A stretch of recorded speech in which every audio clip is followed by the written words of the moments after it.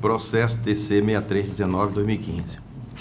Versos autos sobre aplicação de multa ao ex-gestor da Agência de Defesa de Inspeção Agropecuária de Alagoas, ADEAL, Ricardo Marcelo Vasconcelos de Lima, conforme deliberação constante no acordo 1010 de 2017, datado de 22 de junho, em razão do não envio do balancete do mês de dezembro de 2014. Notificado sobre a decisão do Pleno através do ofício 1395 do FUNCONTAS e o ofício 220 de 2017, o ex-gestor apresentou a defesa tempestiva, o qual foi atuado no processo 9049 de 2015. Acontecendo que a defesa apresentada pelo ex-gestor só foi juntada ao processo em 18 de agosto de 2017, sendo prolatado o acordo 1010 de 2017 em 3 de julho, com aplicação da multa sem análise da defesa do ex-gestor. Os autos evoluíram ao Ministério Público de Contas, que emitiu o parecer 3627, opinando pela anulação do acordo, tendo em vista a não observância do contraditório da ampla defesa, bem como pelo acolhimento da defesa e justificativa apresentada, consequentemente, pela não aplicação da sanção. Conforme cumpre destacar que o processo de aplicação da multa foi apreciado sem análise da defesa apresentada pelo gestor. O acordo foi julgado em sessão plenária do dia 22 de junho e a defesa foi apresentada no dia 16 de junho, sendo encaminhado ao Ministério Público para ciência e pronunciamento. Neste sentido, os princípios do contraditório da ampla defesa foram observados em sua integridade. Assim, em conformidade com o artigo 5º da Constituição Federal de 88, aos litigantes em processo judicial ou administrativo e os acusados em geral serão assegurados o contraditório e a ampla defesa, como meio de defesa a eles inerente. Quanto ao mérito da defesa apresentada, merece ser acolhido, uma vez que o balancete de dezembro de 2014 foi recebido dentro do prazo, uma vez que foi protocolado em 22 de janeiro de 2015. Assim, o envio do balancete foi tempestivo. Desta forma, voto pela admissibilidade e provimento da defesa de reconsideração, com a consequente anulação contida no acordo 1010 de 2017. E B, pela remessa dos autos à direção do FUNCONTAS para ciência, anotação e arquivamento do mesmo. Com a palavra o Ministério Público. Em forma do parecer 3627 de 2017, o Ministério Público opinou pela anulação do acórdão com o acolhimento da defesa e a não aplicação da multa. Em discussão, processo. Em votação. Conselheira Maria Cleide. Acompanho o relator, senhor presidente. Conselheira Anselmo. Nesse processo não está sendo aplicada... Está sendo cancelada a multa que foi aplicada no acordo de junho. Tá.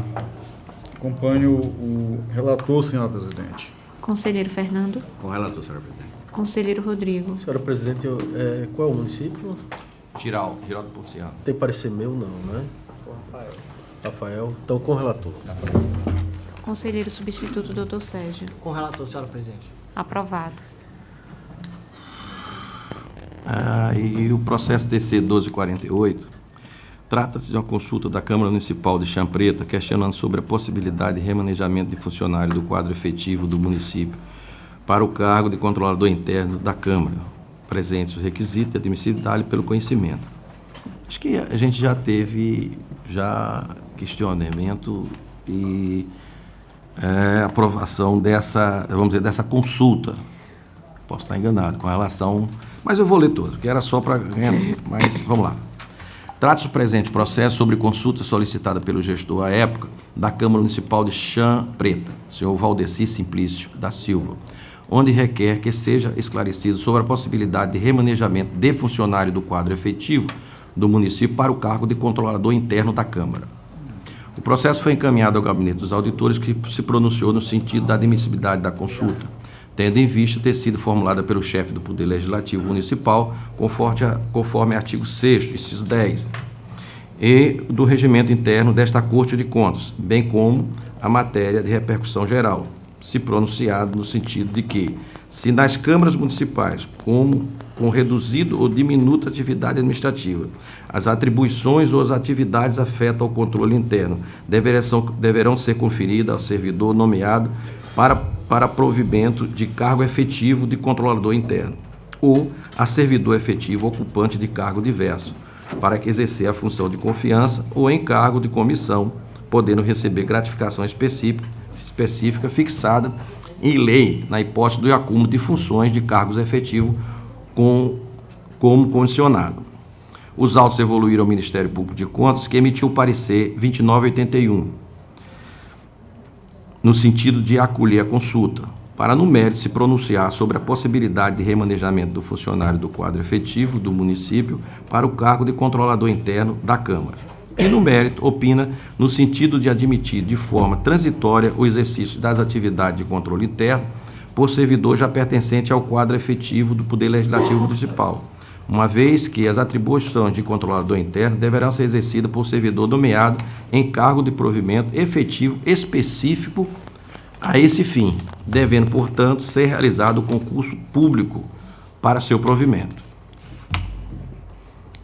A consulta versa sobre matéria que tem a repercussão financeira, contábil, orçamentária, operacional e patrimonial, não podendo formular sobre o caso concreto, assim como proposta por parte legítima da qual seja o chefe do Poder Legislativo, conforme o regimento interno desta Corte.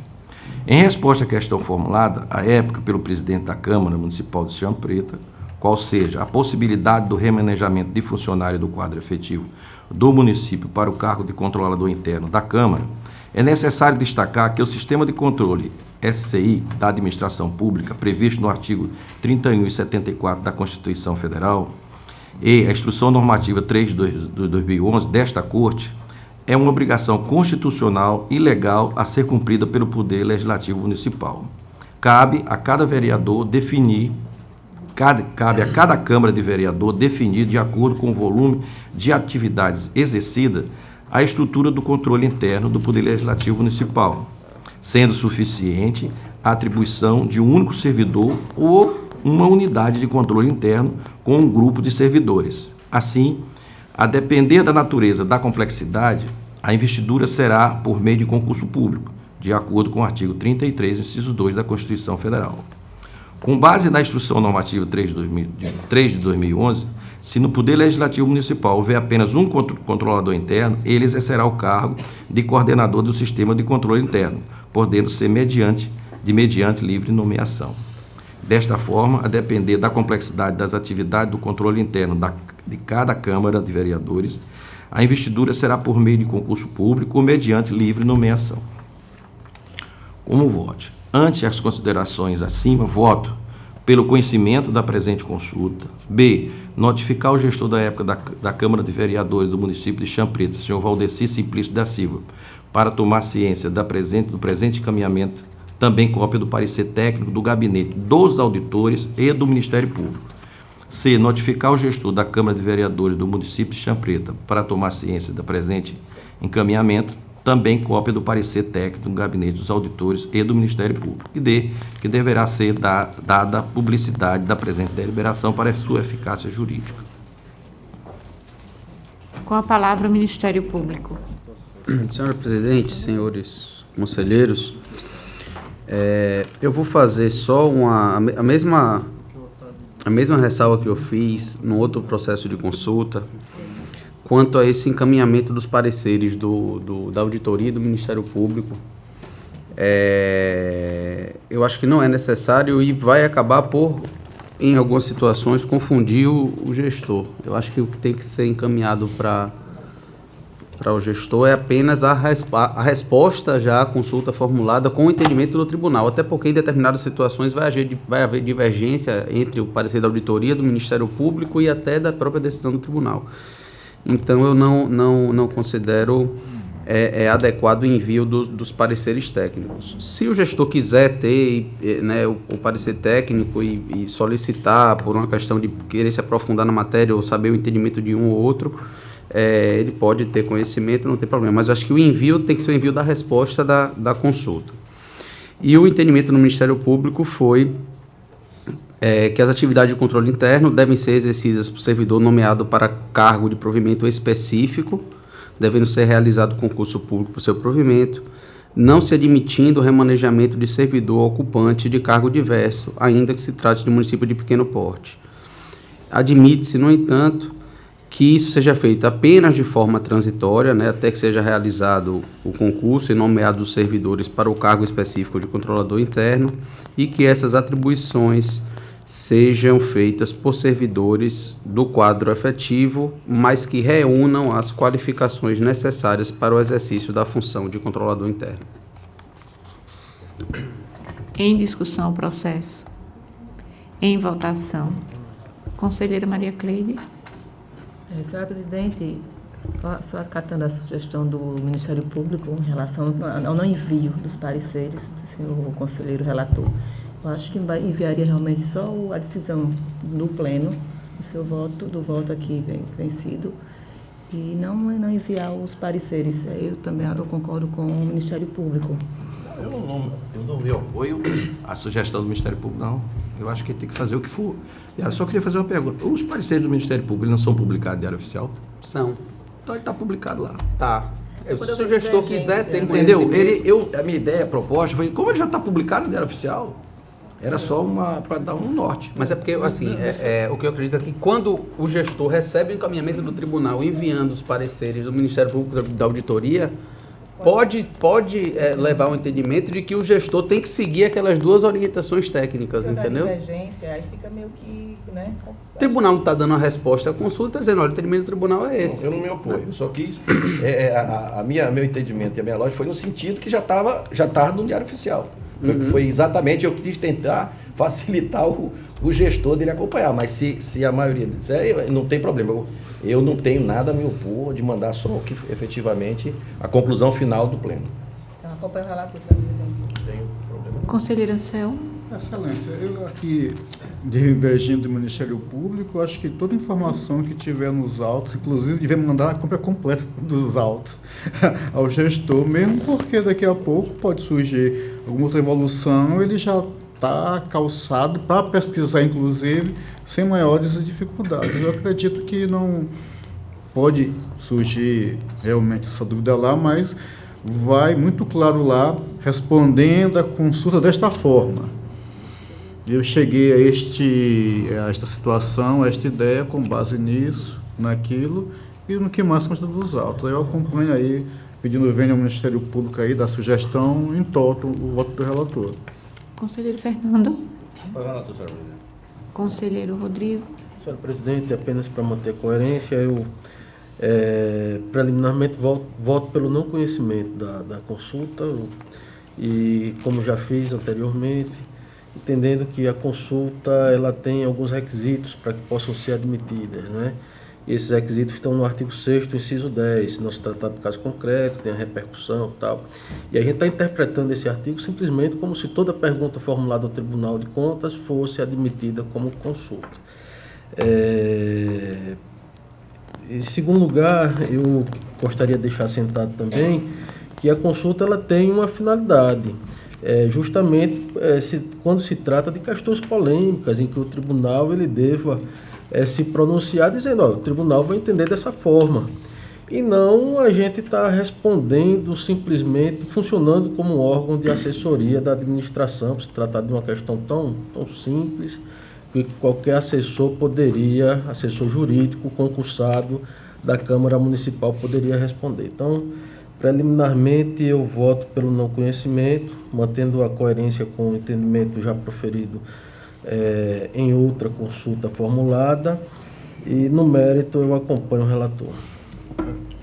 Excelência, perdoe. Conselheiro relator, Vossa Excelência disse que já tínhamos decidido uma vez a respeito. Pelo menos inicialmente você falou isso. Tem um número da consulta, consta aí no precedente? Não consta. Não consegui, mas quando eu estava lendo, eu lembro de, eu não sei se era um caso específico com relação a isso. Por isso que eu fiz questão de ler, eu não realmente estava discutindo hoje com a assessoria. Eu disse, olha, já teve um caso desse. Mas como ele já estava pautado e tudo, aí não tive tempo de pesquisar se efetivamente era o mesmo caso. Teve os questionamentos que não foi parecido com relação a isso, com relação a controle interno. Já teve algum questionamento desse aqui. Conselheira, eu acho que num caso aqui específico, doutor Rodrigo, acho que foi no cerne da questão, eu acredito que, não sei se já aconteceu isso, mas eu acho que eu sou obrigado a adequar o meu voto, ainda mais pela questão de não estar claro para nós o precedente citado. realmente corre o perigo de nós estarmos funcionando como assessores por questões mais simplórias, mesmo porque, de fato, a regra lá posta na resolução, ela está bem clara. Evidentemente que em situações de excepcionalidades, até que se faça concurso, e inclusive a normativa do tribunal aqui, em algum lugar, algum processo, não sei se meu, já tem um pedido da OAB para que nós suspendamos ou revoguemos. Nada mais a gente está fazendo do que repetindo o que está no texto constitucional. Sejam feitos concursos públicos para, vamos dizer assim, uma linguagem rasteira, para cargos de Estado. E nesse aspecto, eu vou adequar o meu voto para acompanhar o conselheiro Rodrigo nessa questão da preliminar levantada, vencida no mérito. Aí, de fato, fica o voto do relator aí mantido, excelência. Eu acompanho o doutor Rodrigo. Mudando meu voto, meu entendimento nesse aspecto, excelência. Conselheiro substituto, doutor Sérgio. Senhora presidente, se eu não me engano, essa consulta tem um parecer meu aí da auditoria, não é isso? Tem. Deixa eu ver se é seu.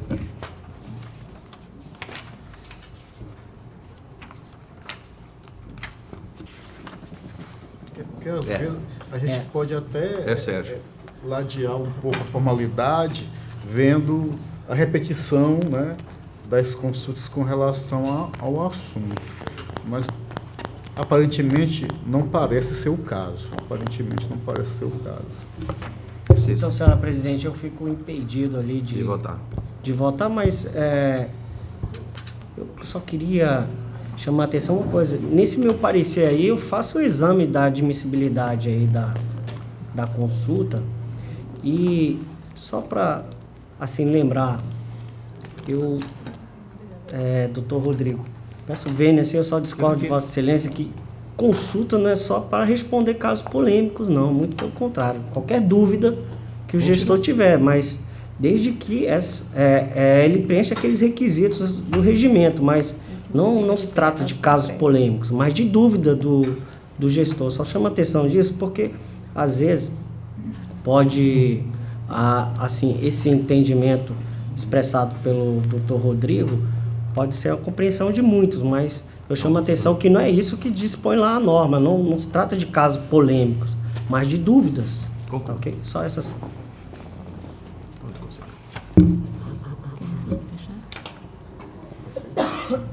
Pois não, pois não. Peço vênia, só para expor aqui um parecer da auditoria, inclusive, né? Mas aproveito para colocar a minha visão a respeito dessa questão da admissibilidade das consultas, não é? E primeiro eu queria colocar o seguinte, que nós somos um órgão proativo, nós não temos a inércia da justiça, não é? Isso é um ponto já que diferencia muito. E citar como exemplo o Instituto da Repercussão Geral, que existe, né, no STJ, que justamente a justiça atuar naquelas repetição, aliás, recurso repetitivo, repercussão geral, se não me engano, é STF. Mas, enfim, todos os dois têm a mesma função, né? Pacificar o entendimento. Então, este tribunal, como ele tem uma jurisdição proativa, deveria também verificar a repercussão daquela matéria, né? Então, por exemplo, como esse caso, como outro caso que o conselheiro substituto Sérgio colocou aqui, que era a respeito dos duodécimos do FPM, que são decenais, é um assunto que diz respeito a todos os municípios. Esse caso aqui também, com certeza, porque nós temos municípios, a maioria dos nossos municípios são pequenos, né?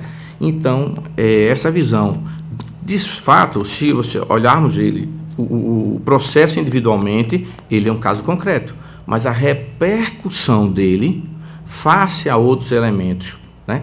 Que, como estou colocando aqui, nesse caso, e municípios de pequeno envergadura, de pessoal, de tudo, ele requer um posicionamento nosso, até porque, senão nós teríamos também, penso eu, como diz assim, até o ministro Zé Múcio Diz que o pecado de um juiz não é mais do que ficar imparcial, ele tem que ter lado, digamos, ele tem que decidir, né? Então, eu acho que cabe a nós também fazermos orientação por esses motivos. Desculpe, não estou entendendo, apenas essa é a posição para reflexão dos senhores. Aprovado o processo nos termos do voto do conselheiro... Conselheira... Já votou. Já Tá. votou. Otávio. Sem mais pauta para essa sessão. Pela ordem, para relatar, conselheira Maria Cleide. Senhora presidente, não tenho pauta para hoje. Pela ordem, conselheiro Anselmo. Senhora presidente, senhora conselheira, senhores conselheiros, ilustre membro do Ministério Público Especial que oficia contra a Corte de Contas. Excelências, tenho, primeiramente, um processo 12871 de 2017 e o seu anexo 12873 de 2017. Apesar de estarem ambos pautados, foi feita a anexação por tratar da mesma matéria, do mesmo gestor, apenas os anos é que são diferentes.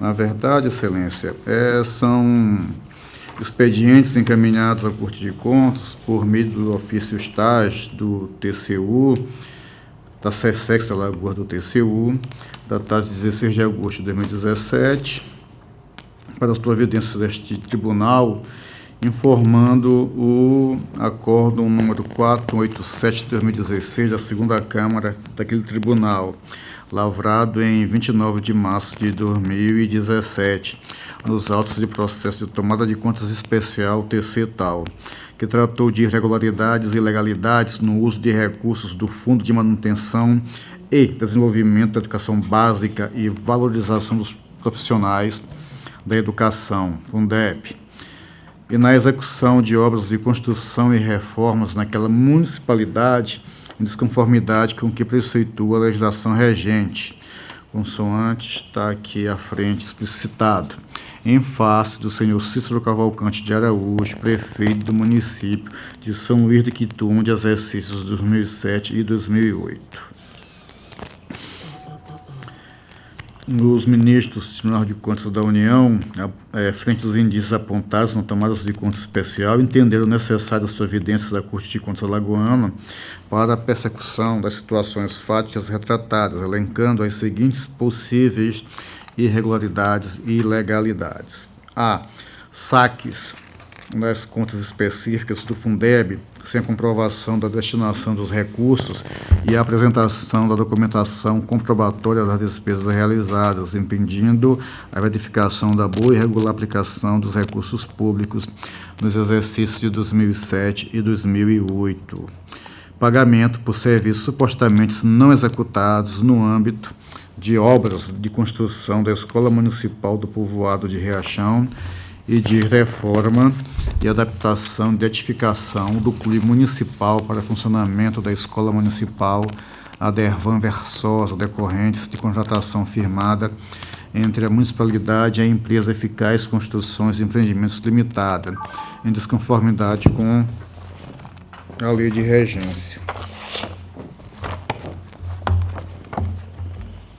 Ademais, deliberaram os ministros em julgar irregular as contas do senhor Cícero Cavalcante, com base nos normativos aqui postos, condená-lo ao recolhimento da dívida aos cofres do Fundeb no valor de R$ 32.000, de ocorrência datada de 8 de agosto de 2008 e de R$ 7.800 arredondados de ocorrência datada de 20 de maio de 2008.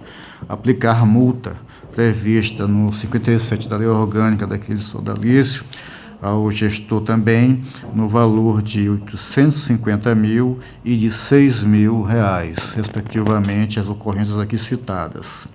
Autorizar a cobrança judicial da dívida, remeter o acordo aos responsáveis, à Câmara Municipal de São Luís do Quitunde, ao Tribunal de Contas do Estado de Alagoas, ao Ministério Público de Contas, à Diretoria Executiva do Fundo Nacional de Desenvolvimento da Educação, FNDE, e ao Procurador-Chefe da Procuradoria da República em Alagoas, nos termos também da Lei Orgânica do Tribunal de Contas da União.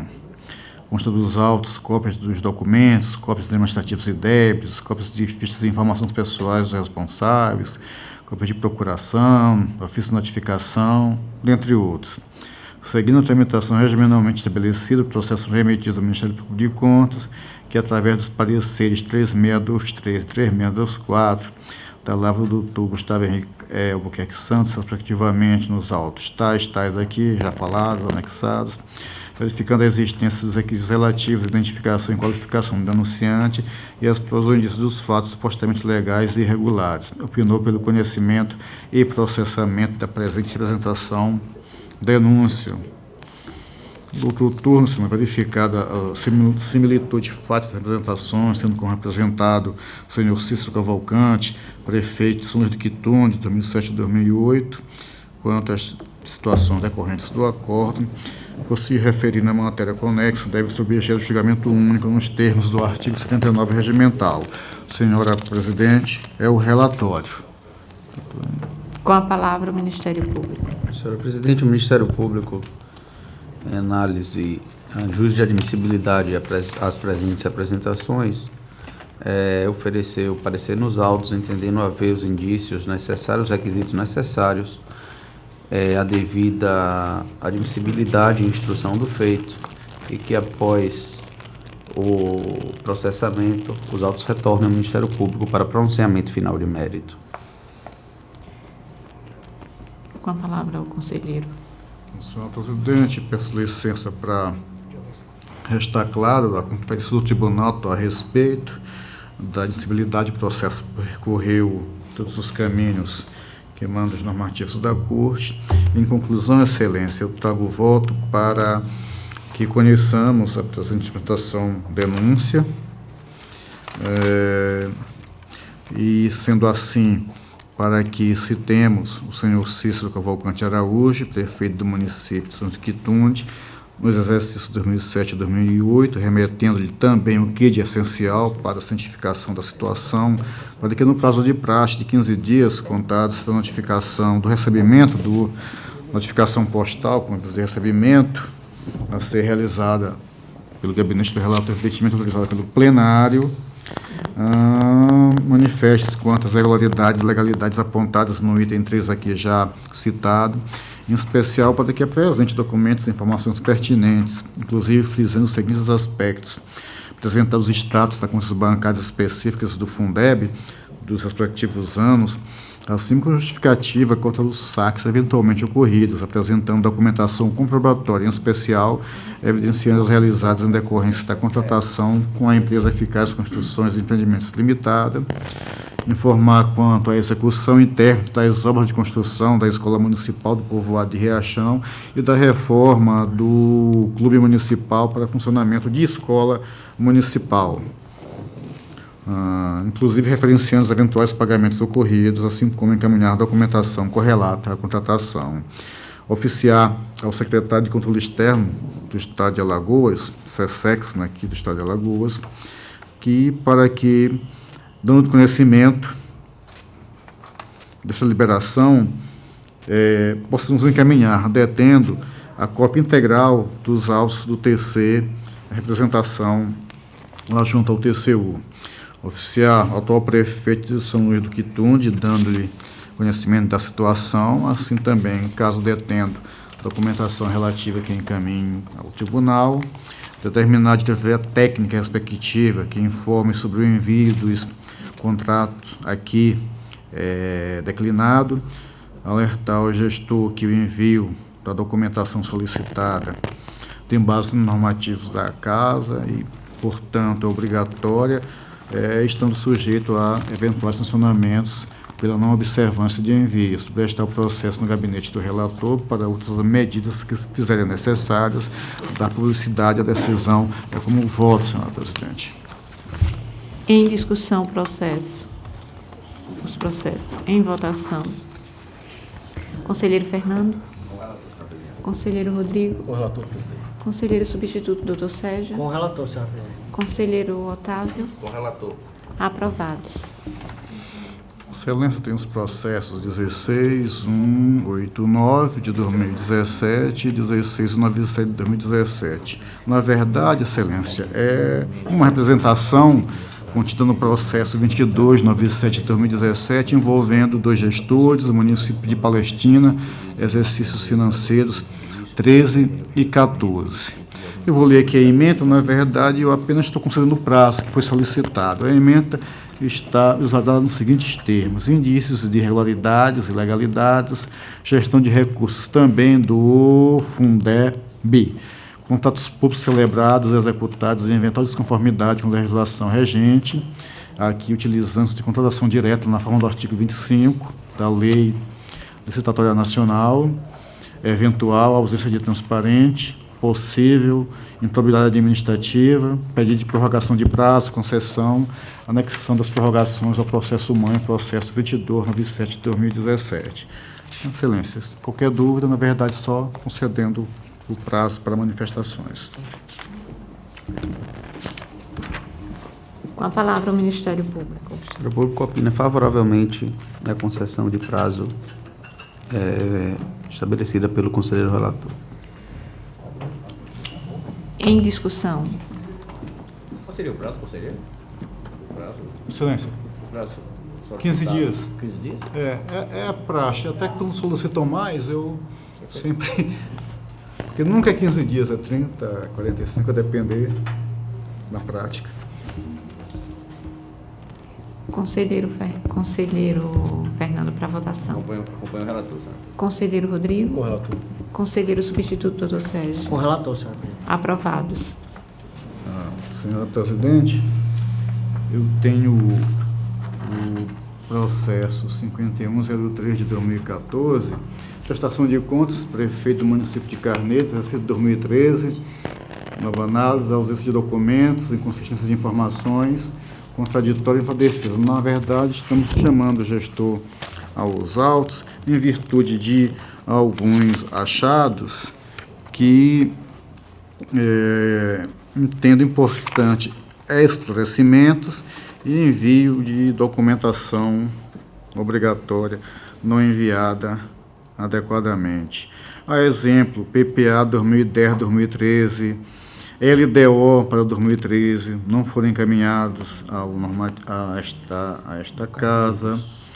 A lei municipal estima receita e fixa despesa um valor aqui de 21 milhões praticamente, mas aqui a regra é que na contabilização do balanço e também que tem na lei orçamentária aprovada, a estruturação de forma reduzida, quando a regra é que seja feita pelos seus valores brutos e não pelos seus valores líquidos.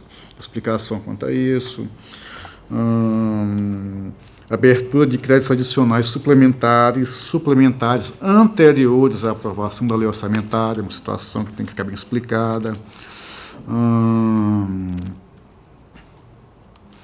Créditos adicionais abertos, tendo fixado como limite eventual abertura de créditos adicionais especiais devido à natureza jurídica dos mesmos,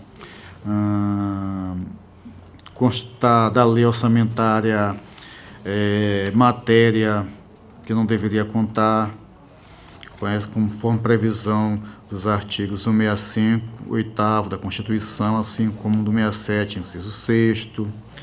Quanto à questão da execução orçamentária, há aqui uma grande previsão de transferência de capital na ordem de 5.300.000, quando na verdade foi executado só R$ 880.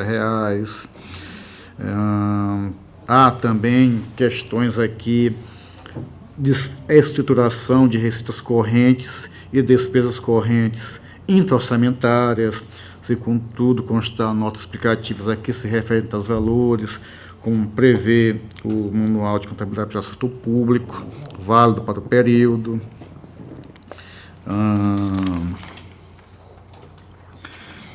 Como decorrência, abertura de cerca de R$ 2.500.000 de créditos especiais, aparentemente sem autorização legal.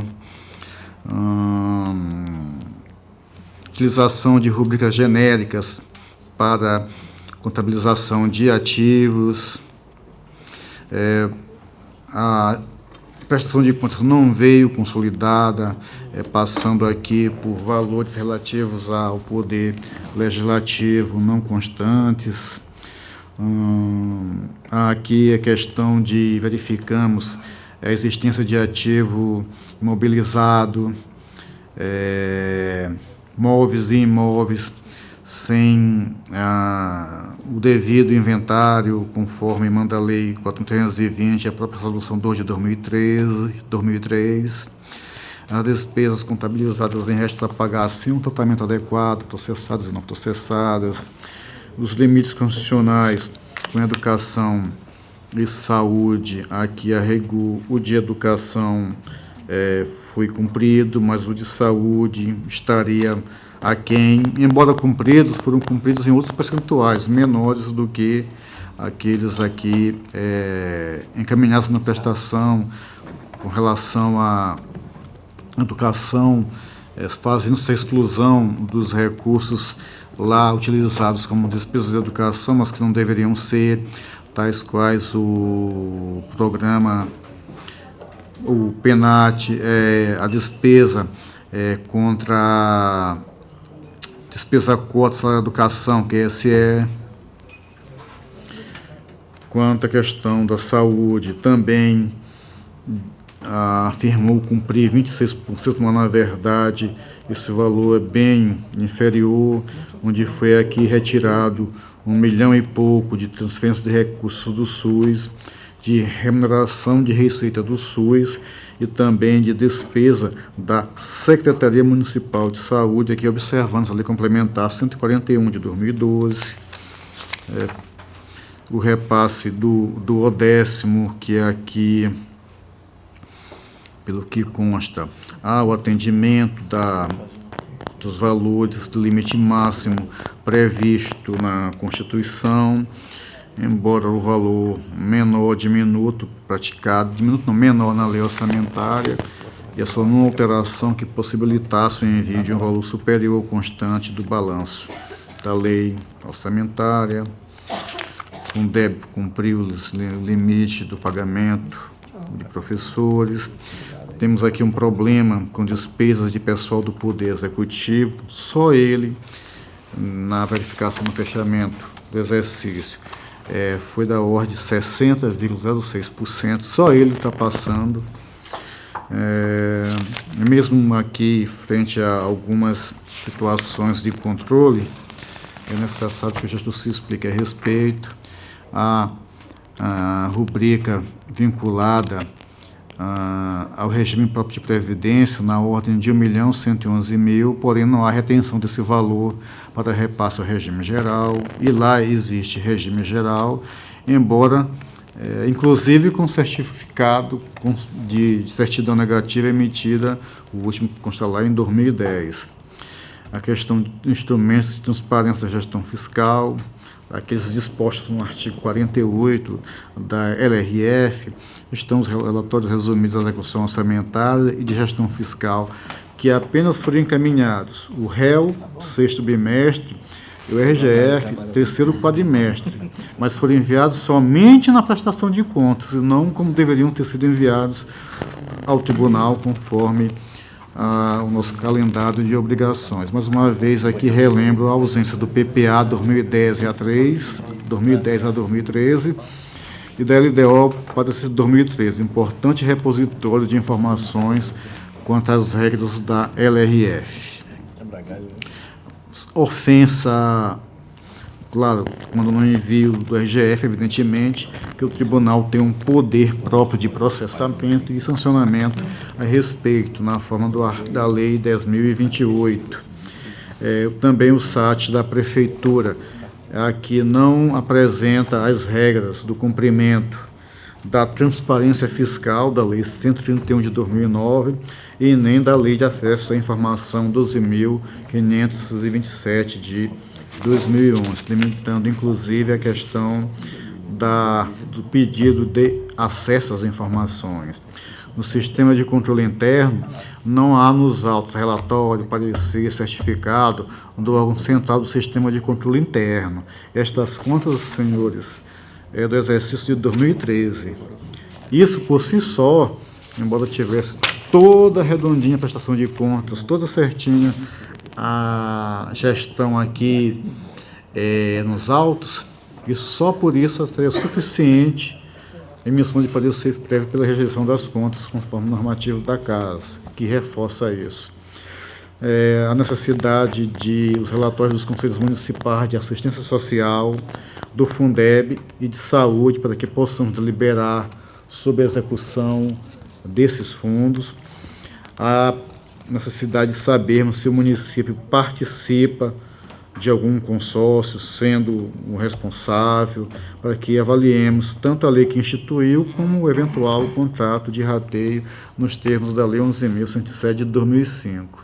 Assim, Excelência, tendo em vista esses achados, esses eventuais achados, por assim dizer, a necessidade de que citemos o gestor do município de Carneiros, para que em 15 dias preste esclarecimentos e remeta obrigatoriamente a documentação faltante, encaminhar cópia integral dos autos em meio digital ao gestor, também ao atual gestor do município, para que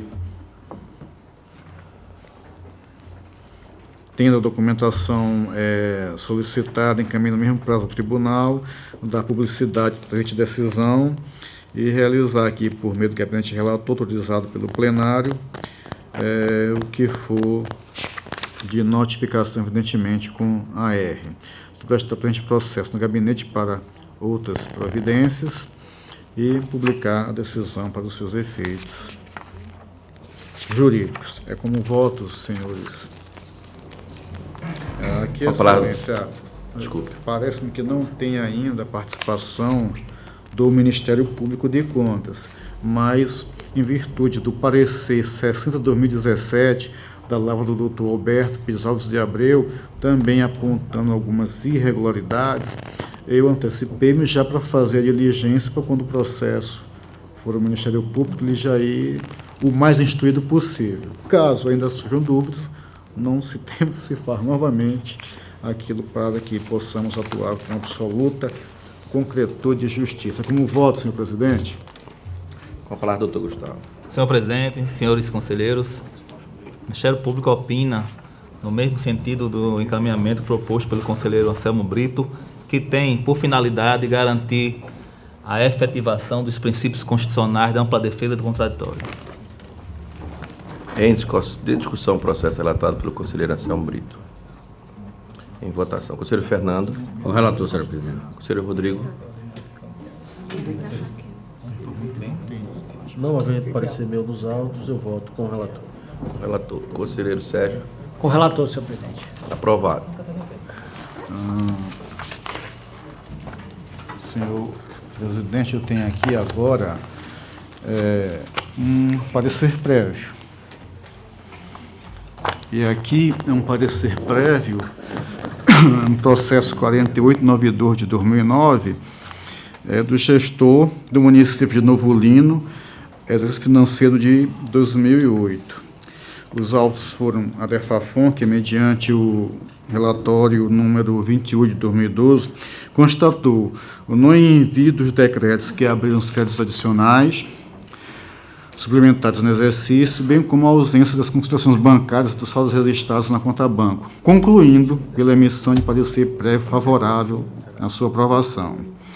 No gabinete do relator, o processo foi submetido à análise, que evidenciou a ausência de documentos obrigatórios, bem como a necessidade de elucidação de algumas situações verificadas na prestação de contas. Em razão disso, o Pleno, em 6 de abril de 2017, converteu o feito em diligência para que o gestor, querendo apresentar seus esclarecimentos e justificativas no prazo de 15 dias, contados à notificação.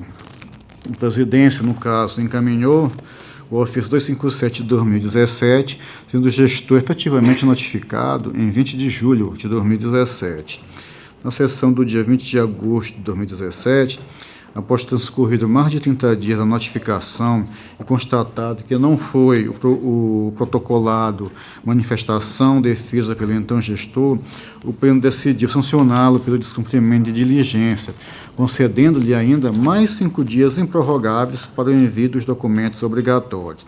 Até a presente data, o interessado não encaminhou qualquer documento ao tribunal, assim, podendo-se apreciar e, consequentemente, deliberar a respeito de suas contas no estado em que se encontram. Informação adicional que não foi feita inspeção em loco, na verdade, auditoria no município referente a este exercício. Excelências, o PPA 2006 e 2009, bem como a LDO para 2008, não foram encaminhados a este tribunal, descumprindo já nosso calendário de obrigações.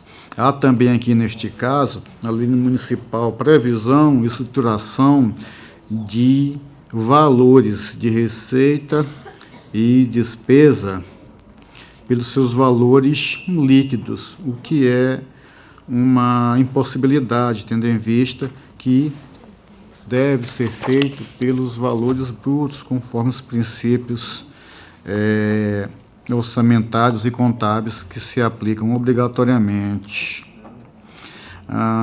Aqui no artigo 4º, afirma que, no artigo 5º, prevê que créditos especiais eventualmente abertos no exercício serviriam para aumentar, inclusive, a base de cálculo dos créditos suplementares, também uma situação esdrúxula devido à natureza jurídica de créditos especiais, créditos adicionais especiais.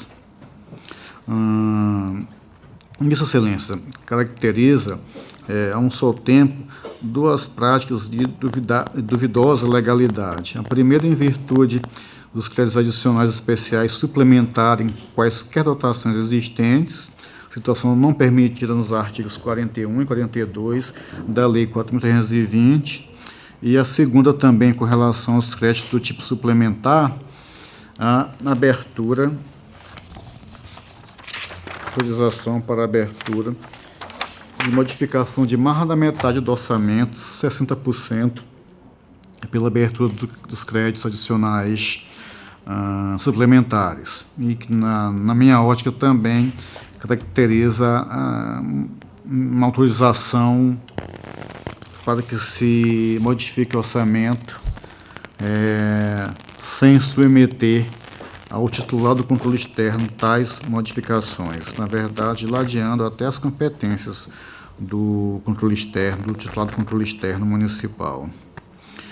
Assim como também, no artigo 8º, a criação, a Lei 8ª autoriza a criação de elementos de despesas dentro de cada projeto, atividade e prestação especial para as fontes de recursos não contempladas na respectiva lei. A situação é extremamente absurda na minha ótica. Tal previsão permite que despesas sejam criadas e ainda tenham seus valores majorados, independentemente de autorização legal específica, modificando o orçamento de forma indiscriminada por ato infralegal, aqui acredito, decreto, o que, mais uma vez, atentaria contra a competência do titular do controle externo municipal. Quanto à questão da execução aqui orçamentária, houve um pequeno superávit de R$41 mil. Aqui a abertura de créditos do tipo suplementar na ordem de praticamente R$10 milhões, o que corresponde a 60% da despesa fixada, conforme foi declinado antes, o limite de abertura. Embora não forem encaminhados à Corte de Contas, mesmo após a realização de diligência, a comprovação, cópia sequer amostral dos decretos que abriram esses créditos adicionais. Há também na questão aqui dos valores constantes na conta banco, que atinge a importância de R$834 mil, vários extratos, mas embora não há várias informações das contas registradas em planilha, mas não há sequer extratos para comprovar os valores aqui.